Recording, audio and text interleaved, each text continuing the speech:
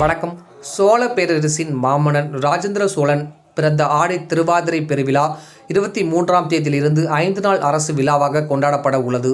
விழாவின் கடைசி நாளான 27ஆம் தேதி பிரதமர் நரேந்திர மோடி கலந்து கொள்ள இருப்பதாக கூறப்படும் நிலையில் பிரகதீஸ்வரர் ஆலயம் வளாகம் தூய்மை செய்யும் பணி தீவிரமாக நடைபெற்று வருகிறது. இனி விரிவான செய்திகள்.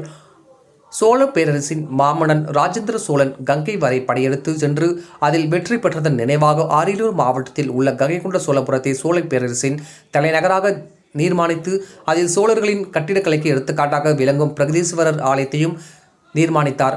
இந்த பிரகதீஸ்வரர் ஆலயம் உலக புகழ்பெற்ற சுற்றுலா தலமாகவும் யுனெஸ்கோவால் அங்கீகரிக்கப்பட்ட புரதான சின்னமாகவும் விளங்கி வருகிறது.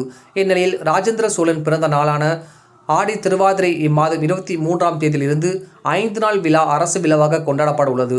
மேலும் ராஜேந்திர சோழன் கங்கை வரை படையெடுத்து சென்று வெற்றி பெற்றதன் 1000 ஆண்டு நிறைவு விழா மற்றும் கங்கை நீரை எடுத்து வந்து பிரகதீஸ்வரர் ஆலயத்தை நிர்மாணிக்க தொடங்கிய 1000வது ஆண்டு நிறைவு விழா என முப்பெரும் விழாவாக கொண்டாடப்பட உள்ளது.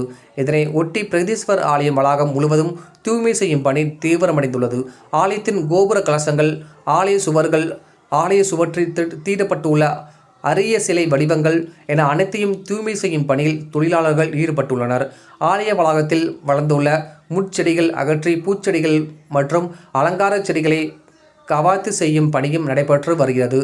இந்நிலையில் கங்கை கொண்ட சோழபுரம் பிரகதீஸ்வரர் ஆலய வளாகத்தில் வரும் 27ஆம் தேதி நடைபெறக்கூடிய முப்பெரும் விழாவில் பிரதமர் நரேந்திர மோடியும் கலந்து கொள்ள உள்ளதாக கூறப்படும் நிலையில் அதற்கான பாதுகாப்பு முன்னேற்பாடுகள் குறித்து ஆய்வு செய்யும் பணி நடைபெற்று வருகிறது. டிஎன் செய்திற்காக அரியலூர் மாவட்ட செய்தியாளர் SP ரவிச்சந்திரன்.